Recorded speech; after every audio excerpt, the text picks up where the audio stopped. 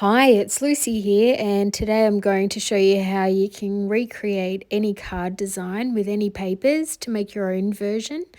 I'm so excited to share Uniquely Creative's brand new Sweet Magnolia kit with you, and that's what I'll be using today. This is just some of the items that it comes with. So here's some cards I've made with it so far. And you can recreate these card designs with whatever papers you have in your stash at home to create your own take on the card designs. If you don't have certain items that I use, check your stash for items you could replace them with. And this is exactly what I'm going to do with the card I make in this video today. Now I want to make a special card with this kit, and this time I'm making it for a special subscriber friend, Tanya, who generously supported my channel last week, and as a thank you I want to create something special for her. So to begin, I've found one of my older cards I love, which I'll use for inspiration. This card was made with the Fresh Folk kit, and I'll link that below in case you're interested too. So now let's see how using a card design and then using some different items changes the look dramatically. So I'll start with a C5 card base, which is basically an A4 sheet of card folded over, and that's it. I'll just cut a tiny little piece off that is overhanging.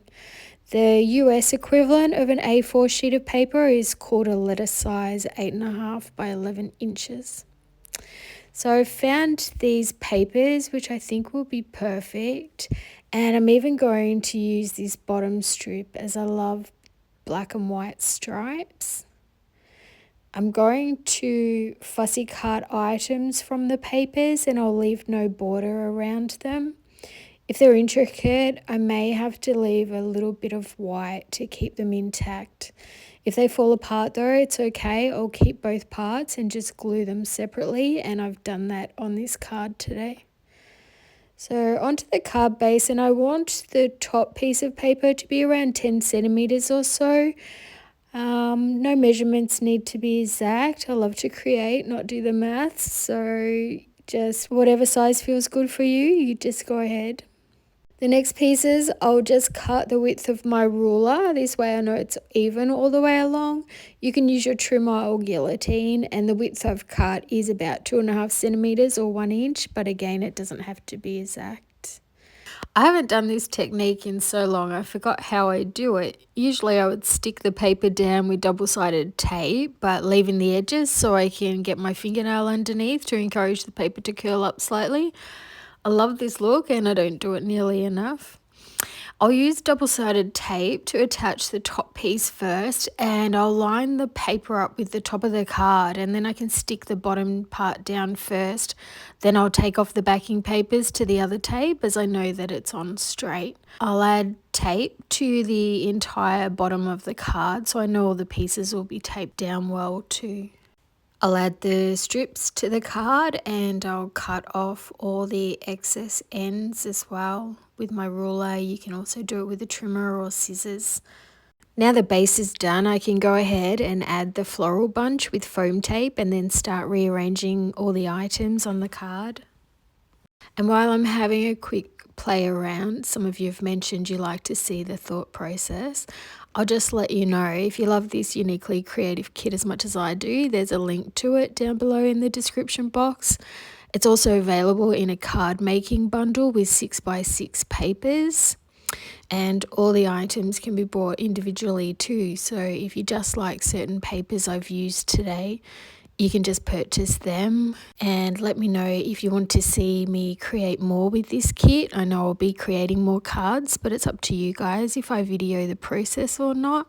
I'd love for you to give me feedback on what you'd like to see on my channel. And I know if you're still listening to me at this stage of the video, then you're enjoying my videos and want to see more.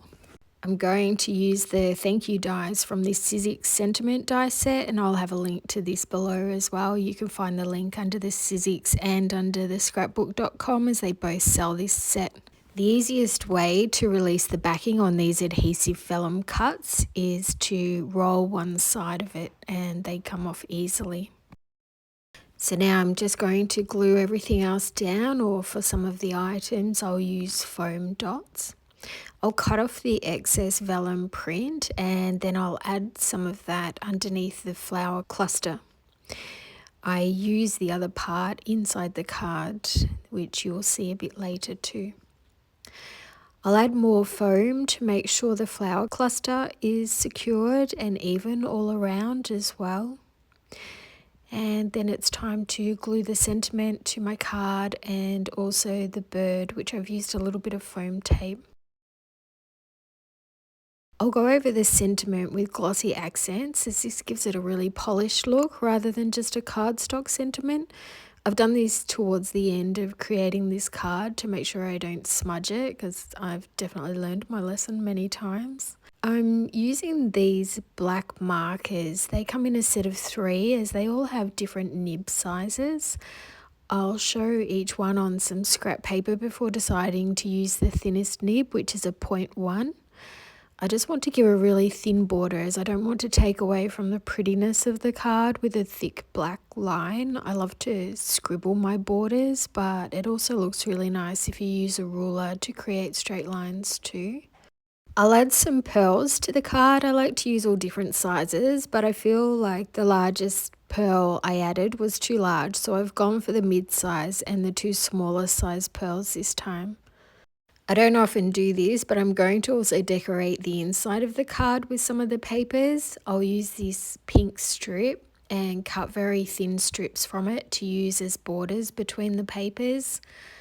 I'm going to post this card off as soon as possible, and I won't be posting this video on YouTube until I know Tanya has received her card, as I want it to be a surprise and then she can see how it was made. So let's see the inspiration card and the new card. What do you think? They look very different from each other, don't they, I think?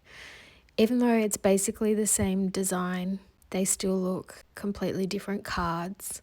I love how it turned out, and hopefully Tanya will too. I also added the last of the vellum flower bunch that I used on the front of the card and added it to the inside of the card. I'll show all of the cards again now. So thanks so much for watching. I hope you enjoyed this video. Please give it a thumbs up if you did. I love reading your comments, and if you'd like to see more of my videos, please subscribe to my channel. Happy crafting, and bye for now.